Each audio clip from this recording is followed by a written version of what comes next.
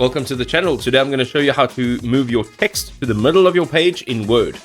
Okay, so we're going to move text to the middle of this page over here, and there's a few different ways that you could actually do this. Now we're in the web version over here, and you could use the exact same method if you're using the desktop app. So let's go ahead. I'm going to click 3 times. It'll highlight this paragraph, and now you can see that there's alignment options over here. So go and click on this, and you'll see the second one over here. It'll align this text to the center. Now you can see that everything is aligned to the center. However, let's say you don't want to do that. Let's go up to the ribbon over here. Let's click on Insert. And here we are going to go and have a look for Drawing. Go and click on Drawing. And in Drawing, you're going to go and look for Text Box. And you are going to create a text box.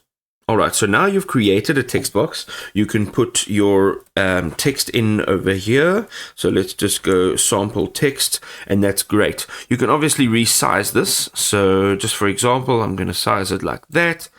And then you can go up to the top and click on Save and Close. Now, once you've clicked on Save and Close, you'll actually be able to move this about.